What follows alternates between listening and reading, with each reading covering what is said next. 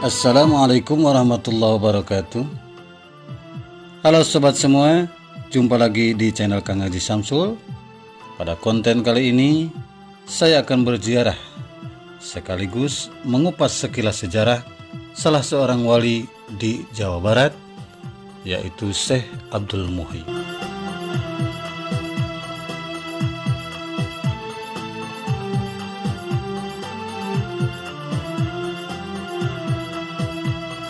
Makam Syekh Abdul Muhyi tepatnya berada di Pamijahan, Kabupaten Tasikmalaya, Provinsi Jawa Barat.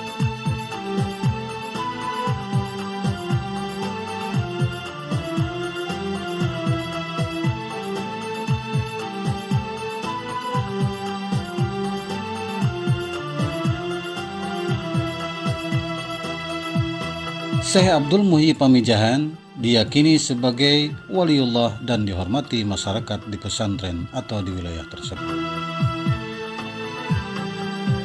Ia merupakan mata rantai dan pembawa tarekat Satoriyah yang pertama ke Pulau Jawa.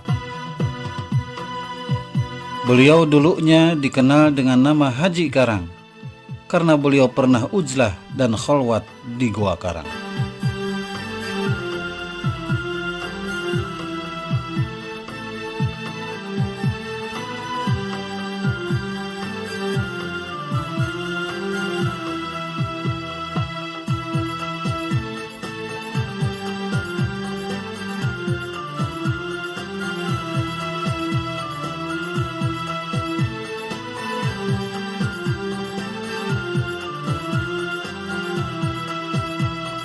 Di pintu gerbang makamnya yang terletak di Pamijahan Tasikmalaya tertera tulisan Sayyiduna Syekh Al-Haj Waliullah Syekh Abdul Muhyi yang dilahirkan tahun 1650 di Mataram.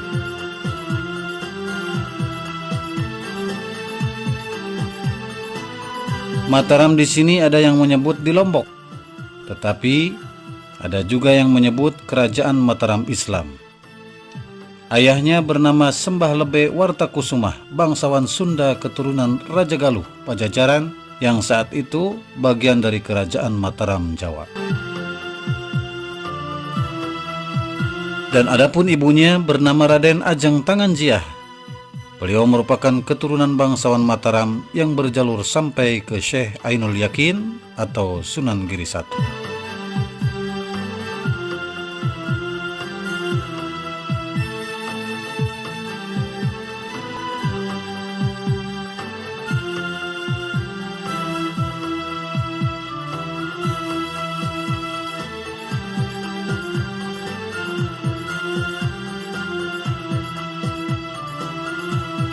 Ketika Syekh Abdul Muhyi masih anak-anak, beliau telah belajar di Ampel Denta untuk mendaras berbagai disiplin keilmuan pesantren.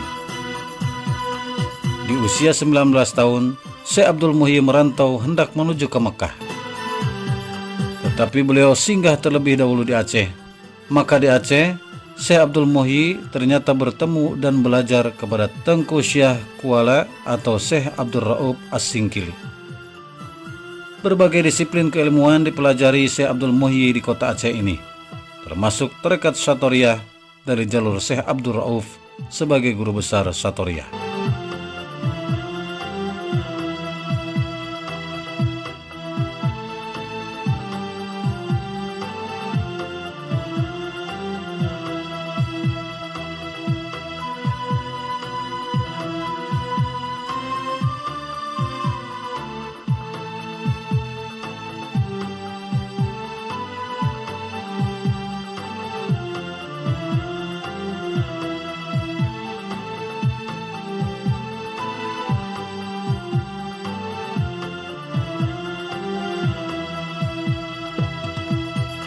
Setelah beberapa tahun di Aceh, Syekh Abdul Muhyi oleh gurunya diajak berziarah ke makam seorang wali kutub, yaitu Syekh Abdul Qadir Jailani di Irak.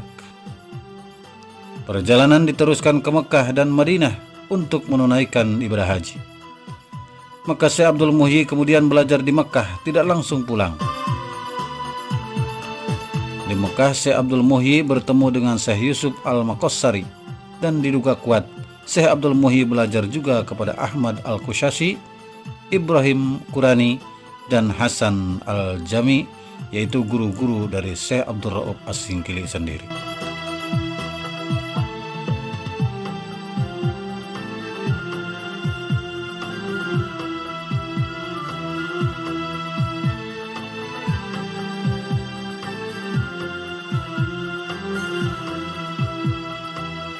Lalu Syekh Abdul Muhyi kembali dari Mekah menuju Ampel Denta pada sekitar tahun 1678 setelah mendapatkan ijazah untuk menjadi mursyid tarekat Syatoriyah dari gurunya.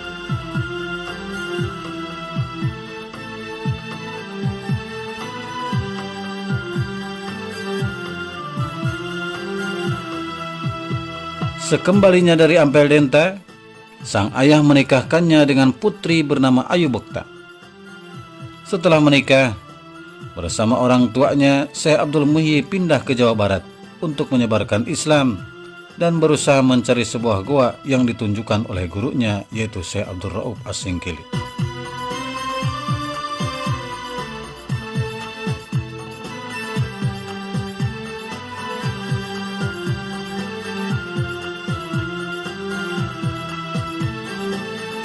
Awalnya, Syekh Abdul Muhyi dan keluarga menetap di Desa Dharma, Kuningan, Jawa Barat selama kurang lebih 8 tahun. Atas permintaan masyarakat, beliau tinggal di sana. Namun karena belum menemukan tujuan yang hendak dicari, maka sambil melakukan dakwah, Syekh Abdul Muhyi menuju ke Garut Selatan dan diminta masyarakat untuk tinggal di Pamengpek, Garut. Dan tak lama kemudian, perjalanan diteruskan ke Lebak Siuh di dekat Batu Warigi. Di berbagai tempat tinggal ini, Syekh Abdul Muhyi terus menyebarkan Islam secara santun dengan sentuhan hati sebagai seorang sufi.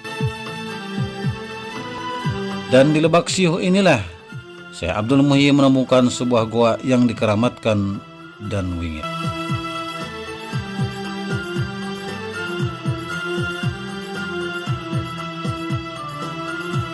Goa ini dinamakan Pamijahan karena tempat berkembang biaknya banyak ikan. Goa Pamijahan ini berbatu karang dan penuh dengan hutan lebat, dan karenanya sering disebut juga sebagai Goa Karang.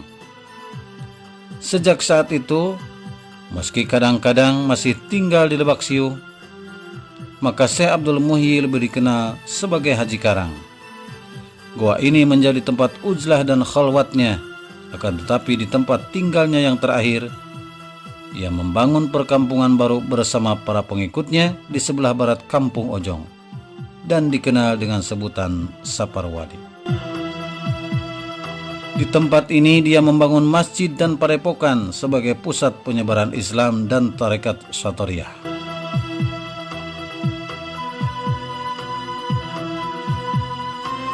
Sebagai guru rohani, Syekh Abdul Muhyi sangat dihormati masyarakat dan Keraton Mataram.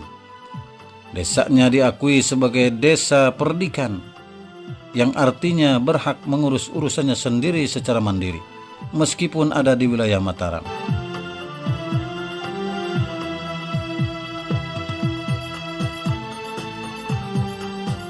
Meski memiliki hubungan dengan Mataram, hubungan dengan Keraton Cirebon dan Banten juga dibangun. Termasuk setuju sebagian anak-anaknya menikah dengan para bangsawan dari Cirebon. Hubungan dekat juga terjadi dengan Kesultanan Banten, termasuk dengan guru rohani di Banten, yaitu Syekh Yusuf Tajul Khalwaiti Al-Makossari, yang merupakan temannya ketika di Mekah. Ketika Syekh Yusuf bergerilya di hutan-hutan melawan Belanda akibat keberhasilan Belanda memecah belah Keraton Banten, Syekh Yusuf bersembunyi di tempat Syekh Abdul Muhyi ini.